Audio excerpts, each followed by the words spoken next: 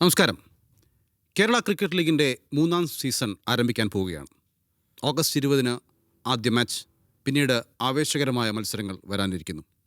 കഴിഞ്ഞ 2 സീസണിലെയും പോലെ നിരവധി ആളുകൾ ഇതിലേക്ക് വന്നുകൊണ്ടിരിക്കുകയാണ്. നല്ല കളികൾ, അതോടൊപ്പം തന്നെ നല്ല കാണികളുടെ സാന്നിധ്യം എല്ലാം KCLനെ ശ്രദ്ധേയമാക്കിക്കൊണ്ടിരിക്കുകയാണ്. IPLലേക്കുള്ള വാതിൽ കൂടിയാവുകയാണ് KCL. ഇന്ന് KCLനെ കുറിച്ചും തങ്ങളുടെ ക്രിക്കറ്റ് അനുഭവങ്ങളെക്കുറിച്ചും സംസാരിക്കാൻ വേണ്ടി നമ്മുടെ ഏറ്റവും പ്രിയപ്പെട്ട 2 താരങ്ങൾ എൻ്റെ കൂടെയുണ്ട്. ഒന്ന് സച്ചിൻ ബേബി. സച്ചിൻ ബേബിയെ ആർക്കും പരിചയപ്പെടുത്തേണ്ട കാര്യമില്ല. കേരള ക്രിക്കറ്റിൻ്റെ എല്ലാമാണ് സച്ചിൻ ബേബി. കേരളത്തെ രഞ്ജി ട്രോഫി ഫൈനൽ വരെ എത്തിച്ച ക്യാപ്റ്റൻ കൂടിയാണ് സച്ചിൻ ബേബി. മറ്റൊരാൾ സൽമാൻ നിസാറാണ്. സൽമാൻ നിസാർ അന്ന് നേരത്തെ പറഞ്ഞ ഫൈനലിൽ കേരളത്തെ എത്തിക്കുന്നതിൽ അതിനിർണായകമായി പങ്കുവഹിച്ച താരം കൂടിയാണ് സൽമാൻ നിസാർ. 2 പേർക്കും മീഡിയ വണിലേക്ക് സ്വാഗതം. Thank you so much. ഞാൻ ആദ്യം സച്ചിനിലേക്ക് പോവുകയാണ്. KCL തന്നെ നമുക്ക് പറഞ്ഞു തുടങ്ങാൻ തോന്നുന്നു അല്ലേ? KCL ആദ്യ സീസൺ എല്ലാവരും വളരെ കുറച്ചൊക്കെ ആശങ്കയോട് കൂടിയാണ് ഉറ്റുനോക്കിയത്. കാരണം ആദ്യമായി കേരളത്തിലൊരു ഇത്തരമൊരു ലീഗ് നടക്കുന്നു, അത് വിജയിക്കുമോ, കാണികളുടെ പങ്കാളിത്തം ഉണ്ടാകുമോ എന്നൊക്കെ ഒരു ആശങ്കയുണ്ട്. പക്ഷേ ആ സീസൺ മൊത്തം സച്ചിൻ അങ്ങ് എടുത്തു എന്ന് എനിക്ക് പറയാം. കാരണം 500-ലേറെ റൺസ് നേടുന്നു, ഓറഞ്ച് ക്യാപ്പ് നേടുന്നു, ആ സീസണിലെ അല്ലെങ്കിൽ ഈ ലീഗിൻ്റെ ആദ്യത്തെ സെഞ്ചുറി നേടുന്നു, ഫൈനലിലും സെഞ്ചുറി നേടുന്നു. അങ്ങനെ ആ ലീഗ് സച്ചിൻ അങ്ങ് എടുത്തു, കിരീടവും എടുത്തു. എന്തായിരുന്നു അന്നത്തെ അനുഭവം? എന്തായിരുന്നു? വളരെ സന്തോഷമുള്ള കുറേ ദിവസങ്ങളായിരുന്നു അത്. കാരണം നമ്മളൊരു ടൂർണമെൻറ്റ് പോകുമ്പോഴത്തേക്കും ഏറ്റവും കൂടുതൽ പ്രിപ്പറേഷൻ അതിന് ആൾക്കാർ കാണാത്ത കുറേ ഒരു കാര്യങ്ങളുണ്ട്. അപ്പോൾ അതെല്ലാം നമ്മൾ കറക്റ്റായിട്ട് ചെയ്തപ്പോഴത്തേക്കും നമുക്ക് അൾട്ടിമേറ്റ് റിസൾട്ട് കിട്ടി. കാരണം ആ ഒരു സമയത്തും എനിക്ക് തോന്നുമ്പം നമുക്ക് IPLലോട്ട്, കാരണം ഞാൻ ലാസ്റ്റ് IPL കളിച്ച് 2021 RCBക്ക് വേണ്ടിയിട്ട്. അതിനുശേഷം നമുക്കൊരു IPLലോട്ട് കയറണമെങ്കിൽ നമുക്ക് ഇങ്ങനത്തെ ഒരു ലീഗ് അത്യാവശ്യമാണ് കേരളത്തിൽ. കാരണം കേരളത്തിൽ നമുക്കൊരു സീനിയർ പ്ലെയർ അല്ലെങ്കിൽ ഒരു പ്ലെയർ നമുക്ക് അവിടെ മുകളിൽ സപ്പോർട്ട് ഇല്ലാത്തപ്പോഴത്തേക്കും ഇങ്ങനത്തെ ലീഗാണ് നമ്മളത് ഹെൽപ്പ് ചെയ്യത്തുള്ളൂ. അപ്പോൾ ആ ഒരു സീസൺ എനിക്കും, കാരണം 2022 ഞാൻ അൺസോൾഡായി, 2023 അൺസോൾഡായി, പിന്നെ ഉള്ളത് നമുക്ക് ഈ കേരള ക്രിക്കറ്റ് ലീഗാണ്. അപ്പോൾ തെളിയിക്കാനൊരു അവസരം, അതിന് ആ ഒരു ഓപ്പർച്യൂണിറ്റി അത് തന്നെയായിരുന്നു. അപ്പോൾ അതിനുവേണ്ടി ഞാൻ ഭയങ്കരമായിട്ട് ഹാർഡ് വർക്ക് ചെയ്തിട്ടുണ്ടായിരുന്നു, പ്രാക്ടീസ് ചെയ്തിട്ടുണ്ടായിരുന്നു. ആൾക്കാർ ചെയ്യാത്ത പല ടൈമിലും ഞാൻ പ്രാക്ടീസ് ചെയ്തിട്ടുണ്ട്. അപ്പോൾ അതിനുള്ളൊരു എഫേർട്ടാണ് എനിക്കതിൽ കിട്ടിയത്. കാരണം നമ്മൾ ഹാർഡ് വർക്ക് ചെയ്യുമ്പോഴത്തേക്കും എല്ലാവരും പറയും ഹാർഡ് വർക്ക് ചെയ്താൽ മാത്രം നമുക്ക് സക്സസ് കിട്ടുമെന്നാണ് പറയുന്നത്. പക്ഷേ ഞാൻ ബിലീവ് ചെയ്യുന്നത് ഹാർഡ് വർക്ക് പ്ലസ് കൺസിസ്റ്റൻസിയാണ്. ഓരോ കാര്യങ്ങൾ കുറേ കാലം ചെയ്താൽ മാത്രമാണ് സക്സസ് നമുക്ക് കിട്ടത്തുള്ളൂ. അപ്പോൾ അതിനൊക്കെ ഒരു പെർഫെക്റ്റ് ഒരു ഗ്രൗണ്ടായിരുന്നു കേരള ക്രിക്കറ്റ് ലീഗ്. അപ്പോൾ അതിനുള്ളൊരു ഞാൻ ചെയ്ത ഹാർഡ് വർക്കിനൊരു ബലമായിട്ടാണ് എനിക്ക് ആ സമയത്ത് റൺസ് അടിക്കാനും പറ്റി, നമ്മൾ കപ്പടിച്ചു. അതുകൊണ്ട് തന്നെയാണ് എനിക്ക് ആ ഒരു സീസണിൽ ഓപ്ഷനിൽ എനിക്ക് IPLലും കിട്ടി. അന്ന് കൊല്ലത്തിൻ്റെ പ്ലെയറായിരുന്നു സച്ചിൻ. അടുത്ത വർഷവും കൊല്ലത്തിൻ്റെ പ്ലെയറായിരുന്നു. അന്ന് ഫൈനലിൽ എത്തിച്ചു. ഇത്തവണ പക്ഷേ ഏത് ടീമിലാണ്? ആലപ്പി റിപ്പിൾസ് ആണ്. അപ്പം ഇത്തവണ കൊല്ലത്തെ തോൽപ്പിക്കാൻ പറ്റുമെന്ന് തന്നെയാണ് വിശ്വാസം. അല്ല, നമ്മൾ കൊല്ലത്തെ അല്ല, എല്ലാ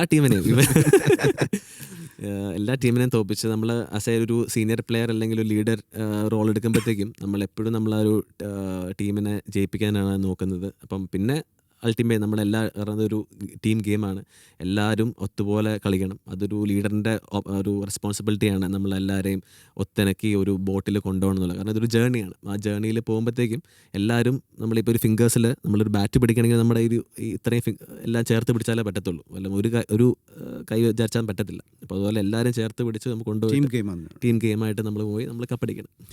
സൽമാൻ, പിന്നെ കഴിഞ്ഞ തവണത്തെ സീസണിലെ ഏറ്റവും കൂടുതൽ സൽമാനെ കുറിച്ച് ഓർക്കുന്നത് സിക്സറുകളുടെ പൂരമായിരുന്നു. 12 ബോളിൽ 11 സിക്സ് അല്ലേ? ആദ്യത്തെ ഓവറിൽ 19ാമത്തെ ഓവറിൽ 5 സിക്സ് അടിക്കുന്നു, പിന്നെ ഒരു സിംഗിളാണ് എടുക്കുന്നത്. അതെനിക്ക് തോന്നുന്നു സിക്സ് അടിക്കാൻ പറ്റാഞ്ഞിട്ടല്ല, അടുത്ത ഓവറിൽ വീണ്ടും സിക്സ് അടിക്കാൻ വേണ്ടിയിട്ടല്ലേ ആ സിംഗിൾ എടുത്തത്. അങ്ങനെ ഒരിക്കലില്ല. ഞാൻ വെച്ചാൽ ഇതിന് മുന്നേ പ്രിപ്പയർ ചെയ്തിരുന്നു. ശരിക്കും പറഞ്ഞാൽ എനിക്ക് ഭയങ്കര ആഗ്രഹം ഉണ്ടായിരുന്നു ഒരു 6 ബോൾ 6 സിക്സ് അടിക്കണം എന്നുള്ളത്. അത് ഡെത്തിൽ ലാസ്റ്റ് ഓവറിൽ അടിക്കണമെന്ന് ഭയങ്കര ആഗ്രഹം ഉണ്ടായിരുന്നു.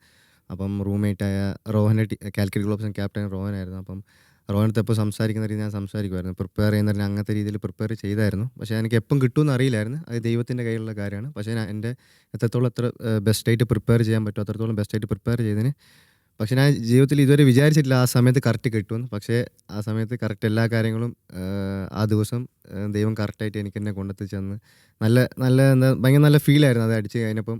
എന്താ പറയുക, നമ്മൾ ആഗ്രഹിച്ചൊരു കാര്യം ആ ഡേ നമുക്ക് സാധിച്ചെന്ന് ഭയങ്കര നല്ല ഫീലായിരുന്നു അത്. ഇപ്പോൾ T20 ആകുമ്പോൾ നമ്മൾ ഓരോ ബോളിലും മാക്സിമം സ്കോർ ചെയ്യുക എന്നുള്ളത് തന്നെയാണല്ലോ നമ്മുടെ ലക്ഷ്യം. അപ്പം 6 അടിക്കുക എന്നാണ് അതിൻ്റെ അൾട്ടിമേറ്റ് പോയിന്റ് എന്ന് പറഞ്ഞാൽ അത് തന്നെയാണ്. അപ്പം ഈ പിന്നെ 5 6 അടിക്കുന്നു, നമ്മളിപ്പം ഒരു ബോൾ 6 അടിച്ചു, നമ്മൾ അടുത്ത ബോൾ 6 അടിക്കണം നമ്മൾ അതിയായി ആഗ്രഹിക്കുന്നു. അപ്പോൾ നമ്മൾ എങ്ങനെയാണ് നമ്മുടെ സ്റ്റാൻസ് ക്ലിയർ ആക്കുക, നമ്മൾ ഒരു ബോളിന് വേണ്ടിയിട്ട് പ്രിപ്പയർഡ് ആവുന്നത് എങ്ങനെയാണ്? ആക്ച്വലി അത് ഭയങ്കര നമ്മളിപ്പം ബോഡി ഭയങ്കര സ്റ്റിഫായിട്ട് വെച്ച് നമുക്ക് ഒരിക്കലും എന്താ പറയുക, നമ്മളെ ഷോട്ട് അത്രയ്ക്കും റിലാക്സ് ചെയ്ത് അടിക്കാൻ പറ്റില്ല. നമ്മളിപ്പം എല്ലാവരും പറയുന്ന പോലെ വാച്ച് ദ ബോൾ, അതാണ് ഏറ്റവും അൾട്ടിമേറ്റ് ഉള്ളൊരു കാര്യം. നമ്മൾ എത്രത്തോളം ബോഡി റിലാക്സ് ചെയ്ത് വെക്കുന്നു അത്രത്തോളം നമുക്ക് നമ്മളെ ഷോട്ട്സ് നമ്മൾ ഓൾറെഡി പ്രാക്ടീസ് ചെയ്ത കാര്യങ്ങൾ ഇതൊക്കെ. അപ്പം നമ്മൾ എത്രത്തോളം ബോഡി റിലാക്സ് ചെയ്ത് വെക്കുന്നു അത്രത്തോളം നമുക്ക് ബെസ്റ്റ് ഔട്ട്കം കിട്ടും. അപ്പം ചിലപ്പം മിക്കവാറും ഒരു സ്ലോ ബോൾ വരാൻ സാധ്യതയുണ്ട്. നമ്മൾ കുറേ ഏത് ബോളും നമ്മൾ യോക്കർ എല്ലാം നമ്മൾ ആൻറ്റിസിപ്പേറ്റ് ചെയ്ത് നിൽക്കണം അല്ലേ? അത് സംഭവം നമ്മൾ ഫസ്റ്റ് ഇപ്പോൾ ഓവർ സ്റ്റാർട്ട് ചെയ്ത് നമ്മൾ ഫീൽഡ് പ്ലേസ്മെൻറ്റ് നോക്കും. ഏകദേശം ഫീൽഡ് പ്ലേസ്മെൻ്റ് ഒക്കെ മനസ്സിലായി നമുക്കറിയാം ബോളേഴ്സ് എന്തൊക്കെയാണ് ഓപ്ഷൻസ് ഉള്ളത്. ഒന്ന് യോർക്കർ ആയിരിക്കും, ചിലപ്പോൾ സ്ലോവേഴ്സ് ആയിരിക്കും. അപ്പം മൈൻഡിൽ ഒബ്വിയസ്ലി രണ്ട് ബോൾ നമ്മൾ റെഡി ആയിട്ടിരിക്കും. ഒന്ന് യോർക്കർ ആയിരിക്കും, സ്ലോവർ ആയിരിക്കും. അപ്പം അത് രണ്ടിനും റെഡി ആയിട്ട് നിൽക്കുന്നുണ്ടാവും. അപ്പം എന്താണോ ആ സമയത്ത് ഡെലിവറി ചെയ്യേണ്ടത് അത് എക്സിക്യൂട്ട് ചെയ്യാൻ നോക്കും. യെസ്. ഇപ്പോൾ ഇത്തവണ ആലപ്പി റിപ്പിൾസിൻ്റെ പ്ലെയറാണ്. അപ്പം ആലപ്പി കഴിഞ്ഞ തവണ അത്ര ഏത് പൊസിഷനിൽ എത്തിയെന്ന് കഴിഞ്ഞാൽ ഇത് 5 ലാസ്റ്റ് 2 സീസണിലായിട്ട് 5-6 ഇത്തവണ അവരെ കിരീടത്തിൽ എത്തിക്കാന്നുള്ള വലിയ ഭാരിച്ച ഉത്തരവാദിത്തമുണ്ട്. ഇത്തവണത്തെ പ്രതീക്ഷകൾ എങ്ങനെയാണ്?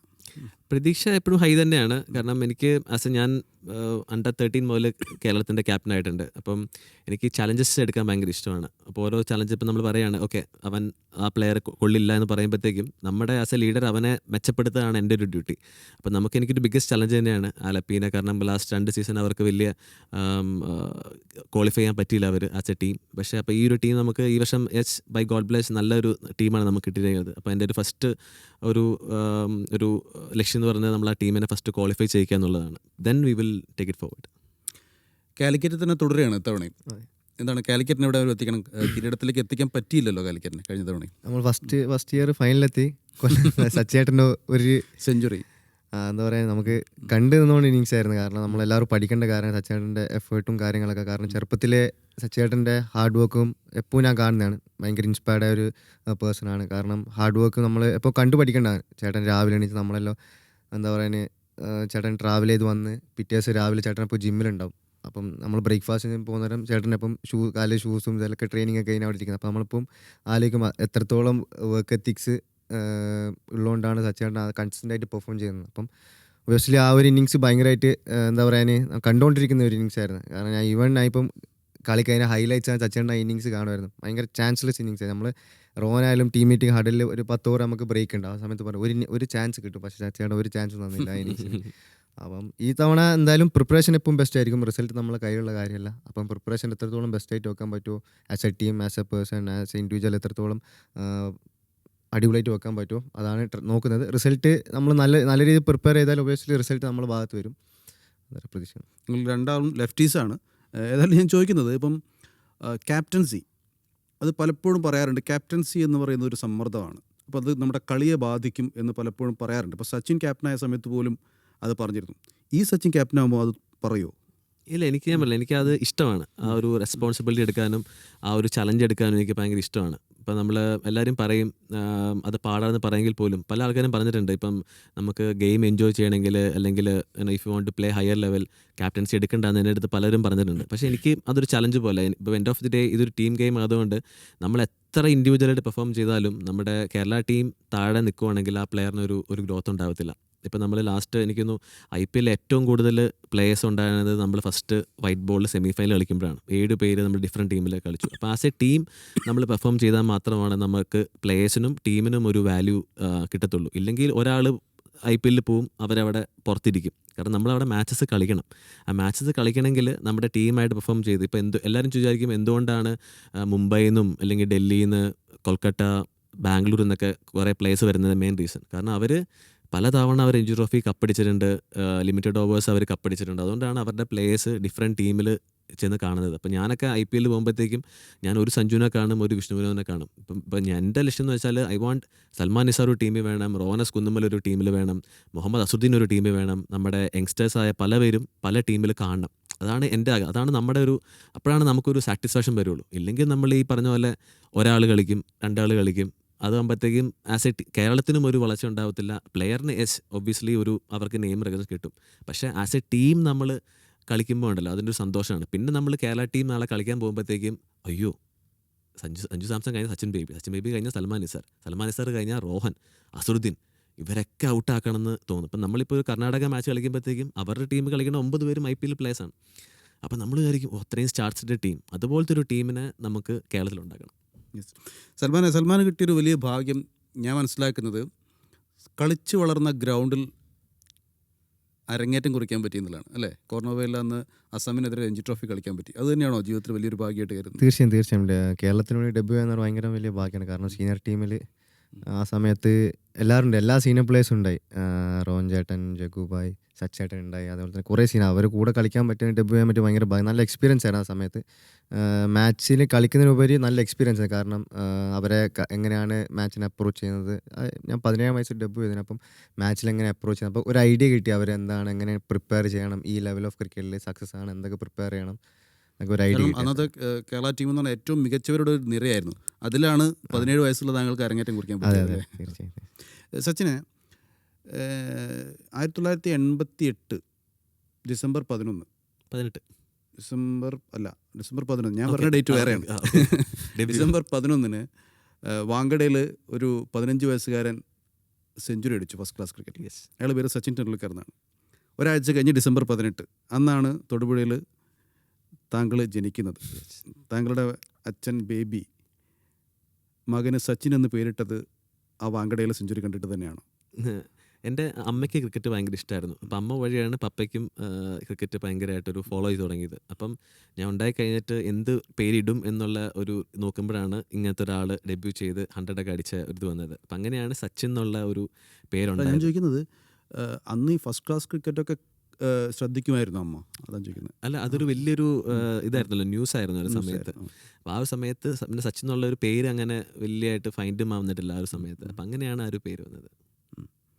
പിന്നീട് നമ്മുടെ ക്രിക്കറ്റ് കരിയറിൽ അല്ലെങ്കിൽ ഈ തുടക്കം, നമ്മൾ ക്രിക്കറ്റിൻ്റെ തുടക്കം എങ്ങനെയായിരുന്നു? അതായത് ഇപ്പം പേരിട്ടതുകൊണ്ട് ഒരാൾ ക്രിക്കറ്റർ ആവില്ലല്ലോ.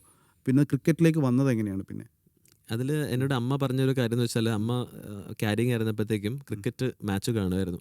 അപ്പോൾ ആ ഒരു മാച്ച് കാണുമ്പോഴത്തേക്കും ഞാൻ വയറ്റിനുള്ളിൽ ഇരുന്നിട്ട് ഞാനിങ്ങനെ ഒരു ബഹളമൊക്കെ ഉണ്ടാക്കുമെന്ന് പറഞ്ഞു കേട്ടിട്ടുണ്ട്. അപ്പം എനിക്ക് തോന്നുന്നു അമ്മ വഴിയാണ് എനിക്ക് ക്രിക്കറ്റ്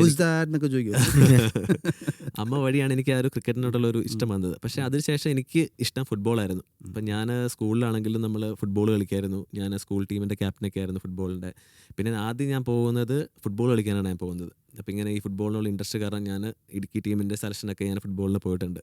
പിന്നെ ഈ പറഞ്ഞ പോലെ നമ്മൾ ഈ അവിടെ ക്രിക്കറ്റും കളിക്കും വൈകിട്ട്. അപ്പോൾ അങ്ങനെയാണ് നമ്മൾ പേപ്പറിൽ ഇങ്ങനെ ഒരു ആഡ് ഇത് കണ്ടിട്ട് ജില്ലാ ടീം തിരഞ്ഞെടുപ്പ് എന്നുള്ള സമയത്താണ് നമ്മുടെ സ്കൂളിൽ നിന്ന് നമ്മുടെ ഒരു ഗ്രൂപ്പ് ഓഫ് ഫ്രണ്ട്സ് ചേർന്നിട്ട് നമ്മൾ ക്രിക്കറ്റ് ടീമിൻ്റെ സെലക്ഷന് പോകുന്നത്. അപ്പോൾ ആദ്യ തവണയാണ് അന്ന് മാറ്റിലാണ് സെലക്ഷൻ.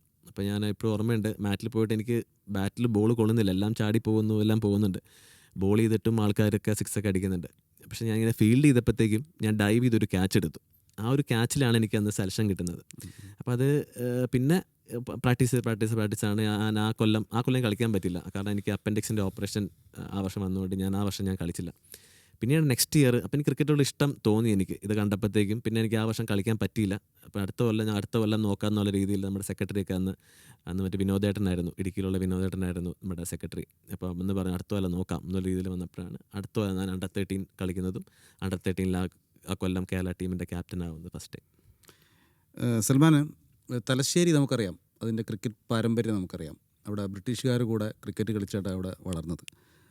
തലശ്ശേരിയുടെ ക്രിക്കറ്റ് പാരമ്പര്യം എത്രത്തോളം ഗുണം ചെയ്തിട്ടുണ്ട്?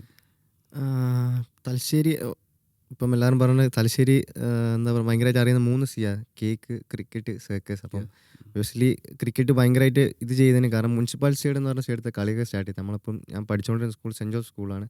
അപ്പം അവിടെ നിന്ന് ഇപ്പം വരുന്നത് ഈ സ്റ്റേഡിയത്തിൻ്റെ അതിൽ കൂടെ വരാൻ. അപ്പോൾ എപ്പോൾ അവിടെ ചേരുന്ന ഓരോ ആൾക്കാർ ക്രിക്കറ്റ് പ്രാക്ടീസ് ചെയ്യുന്നുണ്ടാവും, ഒരു സ്ഥലത്ത് ഹോക്കി പ്രാക്ടീസ് ചെയ്യുന്നത്, ഒരു സ്ഥലത്ത് ബാസ്കറ്റ്ബോൾ. അപ്പം എപ്പോൾ ഇങ്ങനെ ഈ സ്പോർട്സ് റിലേറ്റഡ് ആയിട്ട് ഭയങ്കരമായിട്ട് ആൾക്കാർ ഇൻവോൾവ് ചെയ്തിട്ടിരിക്കുന്ന ഒരു സ്ഥലമായിരുന്നു അത്. അപ്പം ഒബ്വിയസ്ലി ക്ലാസ് വിട്ട് കഴിഞ്ഞിട്ട് നേരെ അവിടെ പോയിട്ട് പ്രാക്ടീസ് ചെയ്യും. അപ്പം ഞാൻ ആദ്യമായിട്ട് കണ്ട ക്രിക്കറ്റ് പ്രാക്ടീസ് ചെയ്യുന്ന ഒരു വ്യക്തി അക്ഷയ് ചന്ദ്രനാണ്.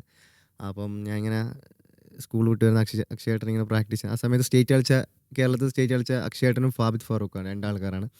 അപ്പോൾ അക്ഷയേട്ടനെ അവിടെ പ്രാക്ടീസ് അപ്പോൾ ഞാൻ ചോദിച്ചു ഇങ്ങനെ സെലക്ഷനൊക്കെ എങ്ങനെയാണെന്നൊക്കെ ചോദിച്ചപ്പോൾ ഇപ്പോൾ ഇങ്ങനെ പരിചയപ്പെടും. അപ്പോൾ മസർക്ക് ഉണ്ടായിരുന്നു, എൻ്റെ ഇപ്പോഴത്തെ പേഴ്സണൽ കോച്ചാണ്, ചെറുപ്പത്തിൽ എന്നെ കോച്ച് ചെയ്തത്. അപ്പം മസർക്ക് ഉണ്ടായിരുന്നു അവിടെ കോച്ച്. അപ്പോൾ ഇങ്ങനെ ചോദിച്ചപ്പോൾ പറഞ്ഞു ഇവിടെ ഇങ്ങനെ ഡെയിലി പ്രാക്ടീസ് വന്ന് ചെയ്ത് അങ്ങനെ അവിടെ ഡെയിലി ക്ലാസ് കഴിഞ്ഞ് ഇങ്ങനെ ഡെയിലി വൈകുന്നേരം പ്രാക്ടീസ് അപ്പം അതൊരു പാഷനായി. പിന്നെ ക്രിക്കറ്റ് ബോൾ തന്നെയാണ്, ടെന്നീസ് ഒന്നുമല്ല? ഇല്ല, ക്രിക്കറ്റ് ബോൾ തന്നെ. ഓക്കെ.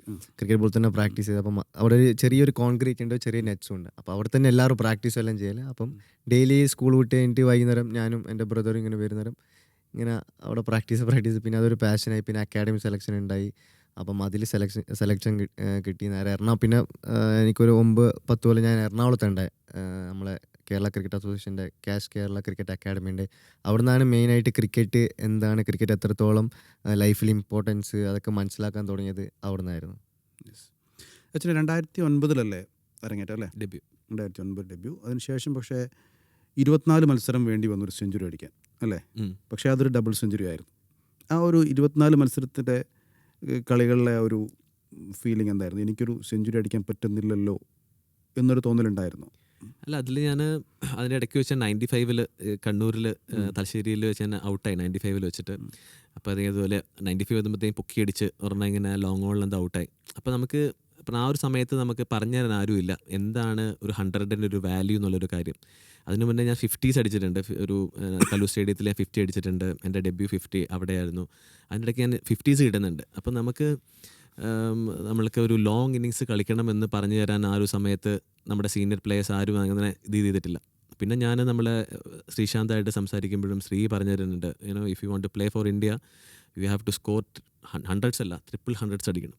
കാരണം 100s ഒക്കെ ആൾക്കാർ നോക്കത്ത് പോലുമില്ല. 100s if you want to മോളിൽ ഒരു മാർക്ക് ചെയ്യണമെങ്കിൽ you have to score 300 runs. ഒരു എക്സ്ട്രാ ഓർഡിനറി ഇന്നിങ്സ് വേണം. അപ്പം ആ ഒരു സമയത്ത് അന്ന് തൊട്ടുള്ള എൻ്റെ ഒരു ആഗ്രഹമാണ് എനിക്ക് 300 അടിക്കണം എന്നുള്ളൊരു ആഗ്രഹം. അപ്പം നമ്മുടെ കേരളത്തിലെ ഏറ്റവും ഹയസ്റ്റ് റൺ സ്കോർ എന്ന് പറയുന്നത് ശ്രീകുമാരൻ ചേട്ടനാണ്. 309 ആണെന്ന് തോന്നുന്നു ചേട്ടൻ്റെ ഹയസ്റ്റ് സ്കോർ.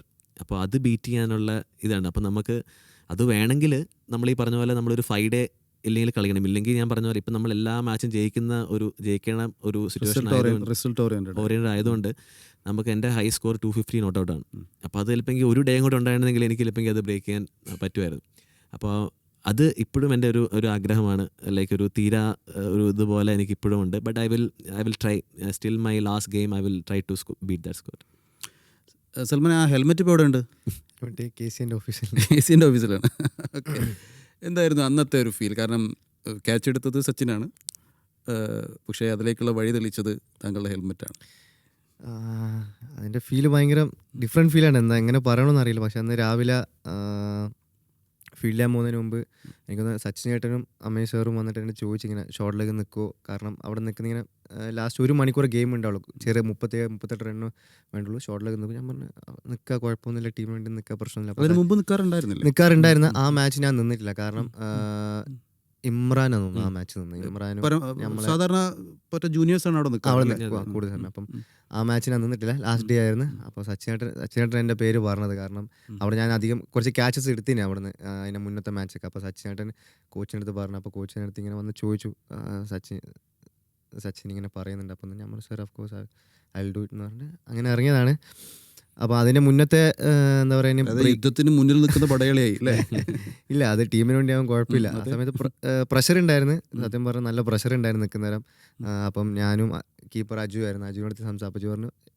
അജുവും സെയിം രീതി പറഞ്ഞു. അപ്പോൾ നമുക്ക് രണ്ടാൾക്കും സംസാരിച്ചേക്കാം, കുറച്ച് സമയം എൻജോയ് ചെയ്തെടുക്കാം. കാരണം കേരളത്തിന് വേണ്ടി നല്ലൊരു 1 മണിക്കൂർ നമുക്ക് നിന്നതിനാൽ നമ്മളെ കയ്യിലുള്ള കാര്യമല്ല, പക്ഷേ നമുക്ക് നമ്മളെ എഫേർട്ട് നമുക്ക് 100% കൊടുക്കാം. നമുക്ക് എൻജോയ് ചെയ്ത് നിൽക്കാം. ഇവിടെ എന്തായാലും ക്യാച്ചസ് എടുക്കുന്നതിന് ക്ലോസിങ് ഫീൽഡ്സിലും ഒന്നെങ്കിൽ സ്ലിപ്പ് അല്ലെങ്കിൽ കീപ്പർ അല്ല എൻ്റെ കയ്യിൽ ക്യാച്ചസ് വരും. അപ്പം നമുക്ക് എത്രത്തോളം എൻജോയ് ചെയ്ത് നിൽക്കാൻ പറ്റും അത്രത്തോളം എൻജോയ് ചെയ്ത് അപ്പം നമുക്ക് കുറച്ചും കൂടെ ഫോക്കസ്ഡ് ആയിട്ട് നിൽക്കാൻ പറ്റും.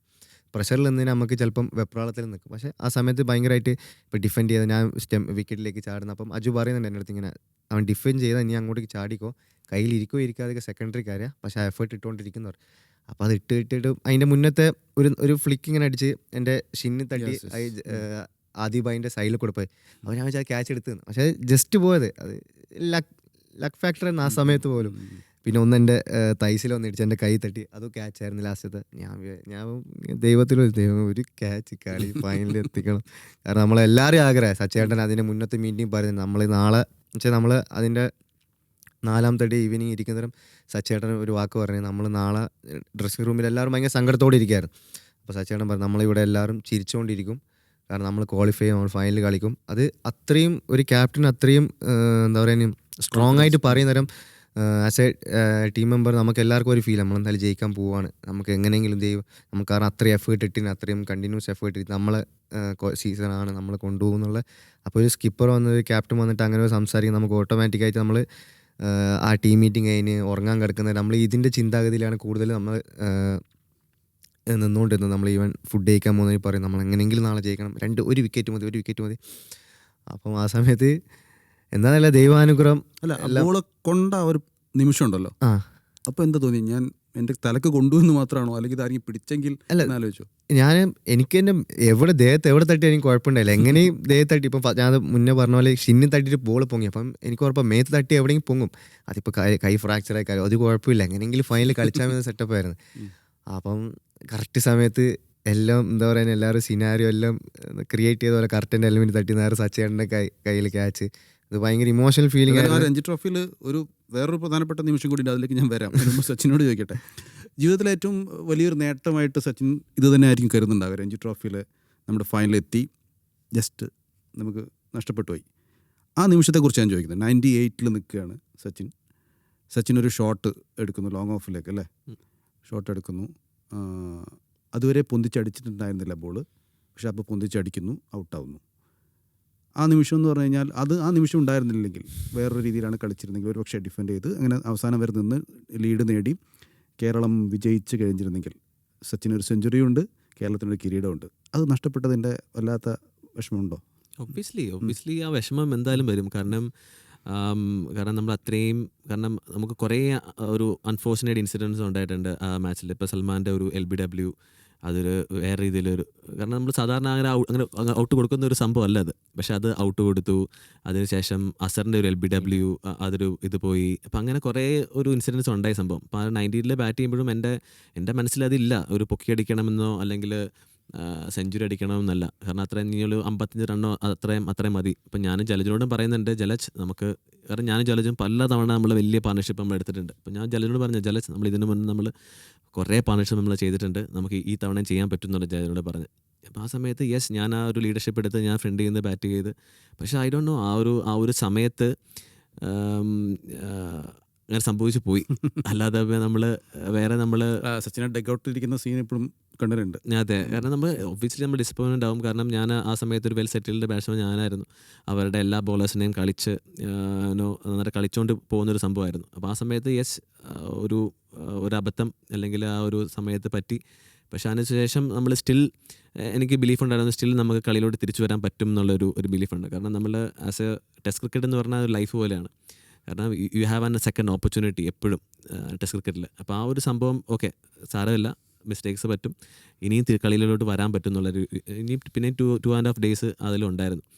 അപ്പം ആ ഒരു ബിലീഫ് എനിക്കുണ്ടായിരുന്നു. പക്ഷെ സ്റ്റിൽ നമുക്ക് നേടാൻ പറ്റുന്നില്ല. കാരണം ഇത്രയും നമ്മൾ ക്വാർട്ടർ ഫൈനലിൽ 1 റൺസ് നമ്മൾ വിജയിക്കുന്നു, സെമി ഫൈനലിൽ നമ്മൾ ആ ഒരു ക്യാച്ച് എടുത്ത് നമ്മൾ സൽമാൻ്റെ ആ ഒരു ക്യാച്ച് എടുക്കുന്നു, എല്ലാം വരുമ്പോൾ നമുക്ക് ദൈവം നമുക്ക് എന്തോ ഒരു സാധനം തന്നിട്ടുണ്ട്, ഇനി നമുക്കൊരു ഓപ്പർച്യൂണിറ്റി തരും എന്നുള്ളൊരു ബിലീഫ് ഉണ്ടായിരുന്നു. ബട്ട് അൺഫോർച്യുനേറ്റ്ലി നമ്മൾ അപ്പോൾ ഞാൻ കളി കഴിഞ്ഞ ശേഷം ഇവരോട് പറഞ്ഞ ഒരു സെയിം കാര്യം ഞാൻ ഇത് തന്നെയാണ് പറഞ്ഞത് അവരോടുത്ത്. ഇപ്പോൾ കഴിഞ്ഞ കൊല്ലം വിദർഭ ഇതുപോലെ സെയിം സിറ്റുവേഷനിലായിരുന്നു. അവർ ഒരു തവണ വന്നു, ഫൈനലിൽ അവർ തോറ്റു, പിന്നെ അടുത്ത സീസൺ വന്നിട്ട് അവർ കപ്പടിച്ചു. അപ്പോൾ ഇനി നമുക്ക് തിരിച്ചു വരാം, കാരണം ഈ ഗെയിം ഇന്നത്തോടെ തീരുന്ന ഒരു ഗെയിമല്ല, ഇനിയും തിരിച്ചു വരാൻ പറ്റുന്നുള്ളൊരു വിശ്വാസം ആസ് എ ടീം നമുക്ക് എല്ലാവർക്കും ഉണ്ടായിരുന്നു. സൽമാന്, നമ്മുടെ 1 റൺസിൻ്റെ ലീഡ്, അത് എന്താ പറയുക, നമ്മൾക്കങ്ങനെ ഇതുവരെയും ടെസ്റ്റ് ക്രിക്കറ്റ് ഇത്രയും ആസ്വദിച്ച് കണ്ടിട്ടില്ല.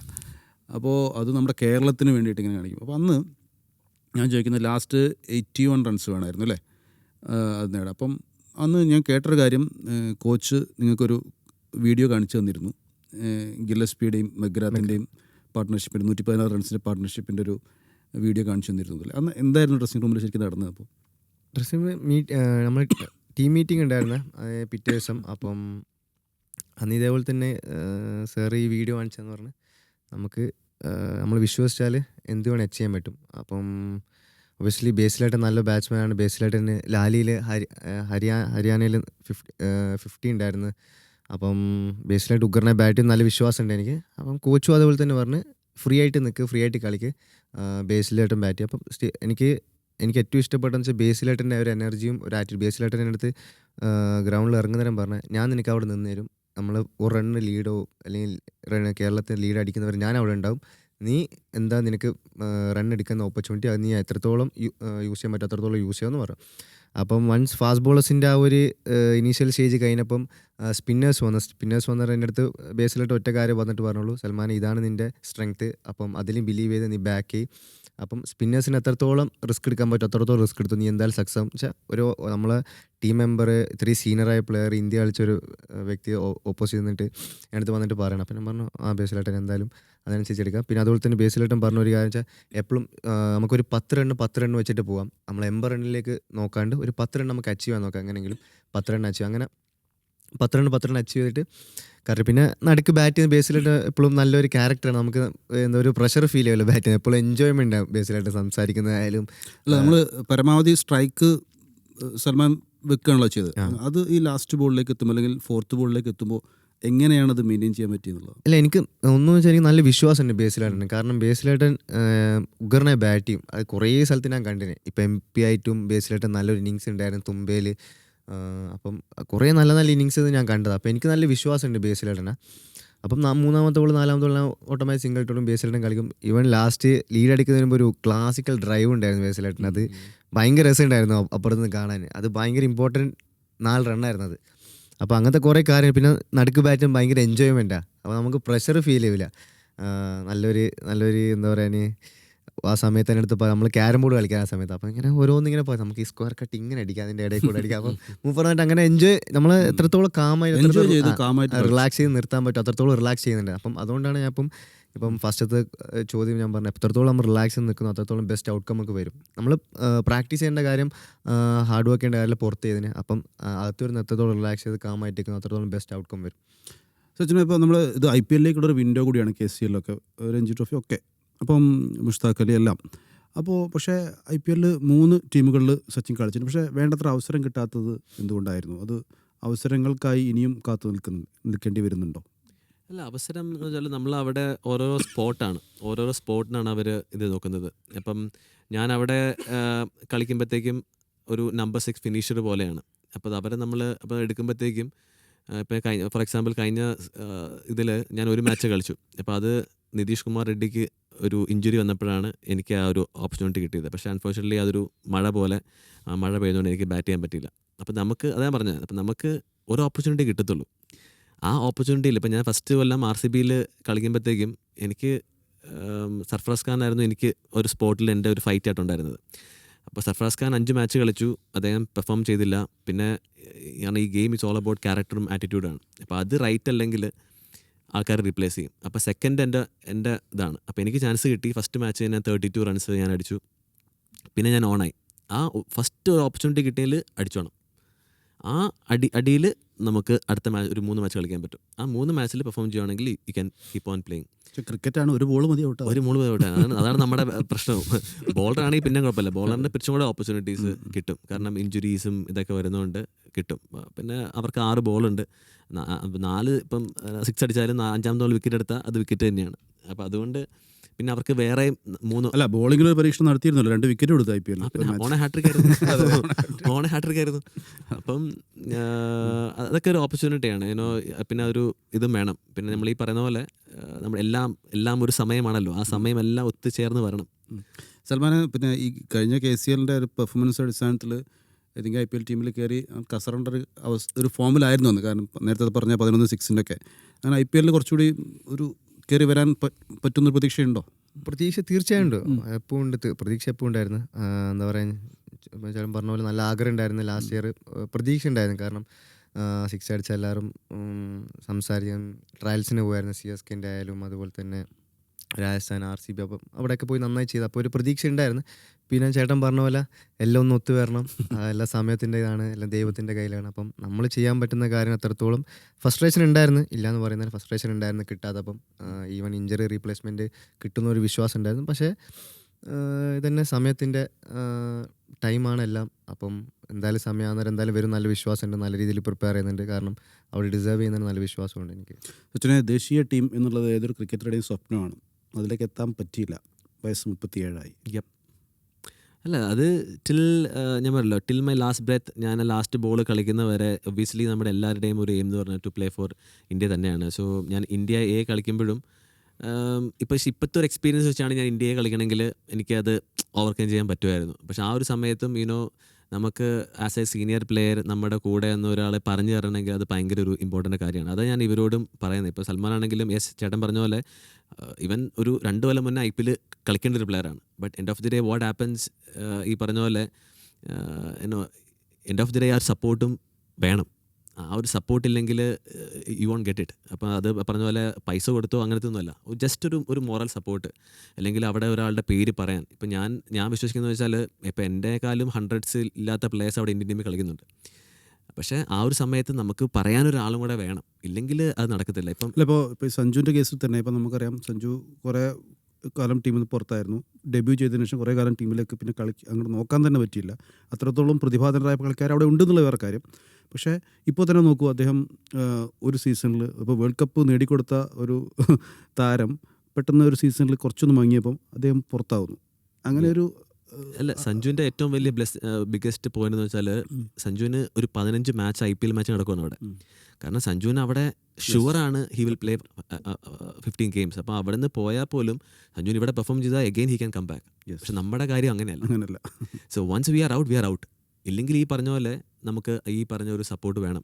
ഇപ്പം ഞാൻ പറഞ്ഞല്ലോ, ഇപ്പം ഇന്ത്യ സമയത്ത് എനിക്കിപ്പോഴും ഓർമ്മയുണ്ട്, ഫസ്റ്റ് മാച്ച് ഒരു പ്ലെയർ സൗത്തിൽ നിന്നുള്ളൊരു പ്ലെയർ 0 ഔട്ടായി. അടുത്ത ഓപ്പർച്യൂണിറ്റി എൻ്റെയാണ്. ഞാൻ വന്ന് ആ മാച്ച് 33 അടിച്ചു. അടുത്ത മാച്ച് ശരിക്കും പറഞ്ഞാൽ ഞാനാണ് കളിക്കേണ്ടത്. പക്ഷേ ഈ എൻഡ് ഓഫ് ദി ഡേ ആൾക്കാരുടെ ഇടപെടൽ കാരണം ഞാൻ ആ മാച്ച് പുറത്തിരുന്നു. അപ്പോൾ ആ സമയത്ത് ഞാനൊക്കെ കരഞ്ഞിട്ടുണ്ട്, ഗ്രൗണ്ടിൽ കിടന്ന് ഓടുമ്പോൾ ഞാൻ കരഞ്ഞിട്ടുണ്ട്. കാരണം നമുക്ക് ആ സമയത്ത് പറയാനൊരു സീനിയർ പ്ലെയർ ഇല്ല. ഇപ്പോൾ ശ്രീശാന്ത് ഉണ്ടായിരുന്നെങ്കിൽ ഇറ്റ്സ് എ ഡിഫറെൻറ്റ് സിനാരിയോ. കാരണം ശ്രീശാന്താണ് ഞങ്ങളെ 6 പേരെ IPL കൊണ്ടുപോകുന്നത് ആ ഒരു സമയത്ത്. ശ്രീശാന്ത് ഉണ്ടായപ്പോഴത്തേക്കും ഇപ്പം അങ്ങനത്തെ ഒരാളില്ല, നമുക്ക് പറയാനോ നമുക്ക് കൊണ്ടുപോകാനോ ഒരു ആളില്ല നമുക്ക്. കാരണം അത് ഇല്ലാത്തതുകൊണ്ടാണ് ഞാൻ പറഞ്ഞ പോലെ ഇപ്പം റോഹൻ, മുഹമ്മദ് അസുദ്ദീൻ, സൽമാൻ നിസാർ, ഈ 3 പേര് ഞാൻ പറയുകയാണെങ്കിൽ ഒരു 2 കൊല്ലം മുന്നേ IPL കളിക്കേണ്ടതാണ്. അപ്പോൾ ആ സമയത്ത് നമുക്കൊരു ബാക്കിംഗ് ഉള്ളതുകൊണ്ട്. കാരണം ഇപ്പോൾ വിഷ്ണു വിനോദിനെ നോക്കുവാണെങ്കിൽ വിഷ്ണു വിനോദ് ഒരു ചെറിയൊരു മാർക്ക് ഉണ്ടാക്കി. ആ ഒരു മത്സരം കിട്ടിയപ്പം അവനൊരു മുഹമ്മദ് ഷമീനെ അടിച്ചൊരു മാർക്ക് ഉണ്ടാക്കി. അപ്പോൾ സീ ഈസ് ദെയർ. ഇനിയും നമുക്ക് പ്ലേയേഴ്സ് ഉണ്ട്. കാരണം നമ്മുടെ കേരളം എന്ന് വെച്ചാൽ ലൈക്ക് നമ്മുടെ മറ്റേ സംസ്ഥാനം എല്ലാം നോക്കുമ്പോഴത്തേക്കും ടാലൻറ്റ് വൈസ് നോക്കുവാണെങ്കിലും ഫിറ്റ്നസ് വൈസ് നോക്കുവാണെങ്കിലും ഏറ്റവും കൂടുതൽ അപ്പായി നിൽക്കുന്നത് നമ്മുടെ പ്ലേയേഴ്സാണ്. എൻ്റെ ഓഫ് ഈ പറഞ്ഞ പോലെ ചെറിയൊരു പുഷും കൂടെ ചെയ്ത് കൊടുത്താണ്ടല്ലോ, നമ്മൾ അങ്ങോട്ട് കയറി നമ്മൾ ചെറിയ ഗ്യാപ്പ് കൊടുത്താൽ മതി, അത് കയറി നമ്മൾ വലിയൊരു ഉണ്ടാക്കും. യെസ്. അപ്പോൾ നമ്മൾ നല്ല കളിക്കാരുണ്ട്, അവർക്ക് ചെറിയൊരു പുഷിൻ്റെ കുറവ് മാത്രമേ ഉള്ളൂ എന്നാണ് മനസ്സിലാക്കുന്നത്. അതായത് നമുക്ക് അവസാനിപ്പിക്കാം. ഞാൻ അവസാനം ചോദിക്കുന്നത് KCLലെ ഇത്തവണത്തെ പങ്കാളിത്തം, പെർഫോമൻസ് ഇതിനെക്കുറിച്ചൊക്കെ ഉള്ള ഒരു പ്രതീക്ഷകൾ എന്താണെന്ന് കൂടി പറഞ്ഞിട്ട് അവസാനിപ്പിക്കാം. തീർച്ചയായും നേരത്തെ പറഞ്ഞ പോലെ തന്നെ പ്രതീക്ഷ എപ്പോഴും കപ്പടിക്കണം തന്നെയാണ്. കാരണം ഫസ്റ്റത്തെ വർഷം ഫൈനലിൽ കളിച്ച് സെക്കൻഡ് ഇയർ ഞാൻ കളിക്കാൻ പറ്റിയില്ല, ഫുള്ള് ഉണ്ടായില്ല. അതിനിടയിൽ ദുലീപ് ട്രോഫി മാച്ചസ് ആയതുകൊണ്ട് അതിനിടയിൽ പോയി. അപ്പം ഈ സീസൺ എന്തായാലും കപ്പടിക്കണം ഭയങ്കര ആഗ്രഹമുണ്ട്. പക്ഷേ അതിന് വേണ്ടിയിട്ട് ഭയങ്കര ഫ്രസ്ട്രേഷൻ കാണിക്കൂല. അറ്റ് ദ സെയിം ടൈം ഓരോ മാച്ചായിട്ട് എടുക്കും, സമാനത്തിൽ നല്ല രീതിയിൽ പ്രിപ്പയർ ചെയ്യും. ടീമിനെ എത്രത്തോളം ഒന്നിപ്പിക്കാൻ പറ്റുമോ അത്രത്തോളം ഒന്നിപ്പിക്കും, എത്രത്തോളം മാച്ചസ് ജയിപ്പിക്കാൻ പറ്റുമോ അത്രത്തോളം ജയിപ്പിക്കാൻ നോക്കും.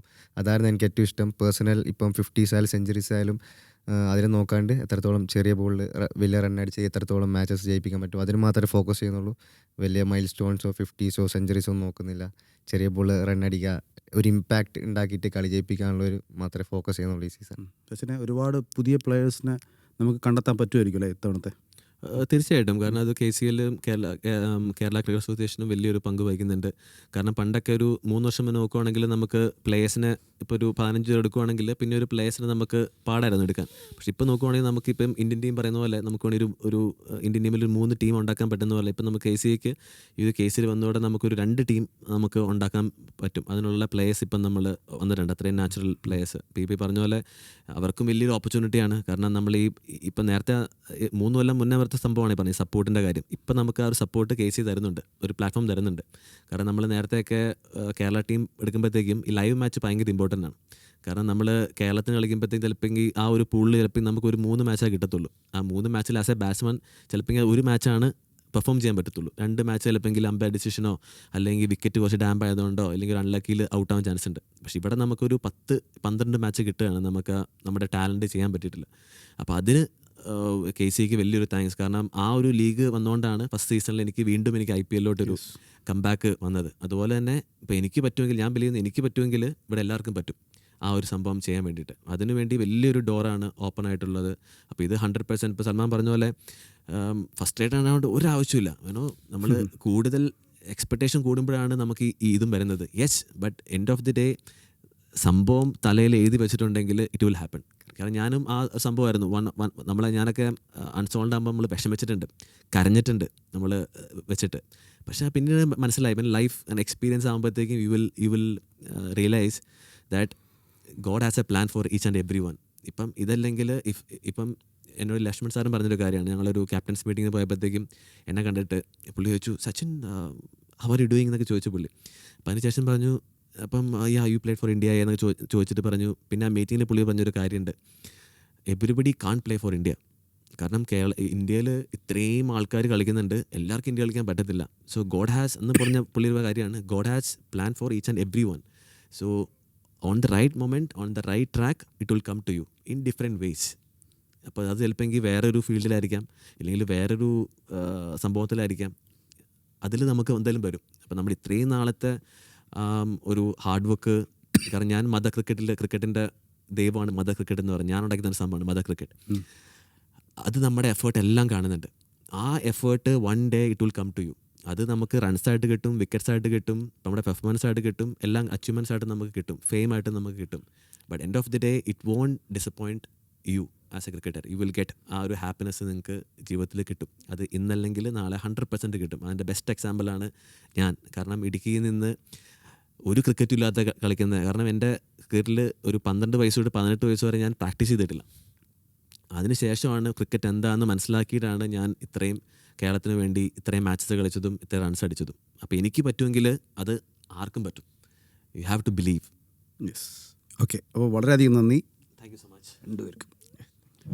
അപ്പം KCL പുതിയ വാതിലുകൾ തുറക്കട്ടെ. നിരവധി കളിക്കാർക്ക് IPL-ലേക്കും ദേശീയ ടീമിലേക്കൊക്കെ വാതിൽ തുറക്കുന്ന ഒന്നായി ഇത്തവണത്തെ KCL മാറട്ടെ എന്ന് ആശംസിക്കുന്നു. രണ്ടുപേർക്കും ഒരിക്കൽ കൂടി നന്ദി. Thank you so much.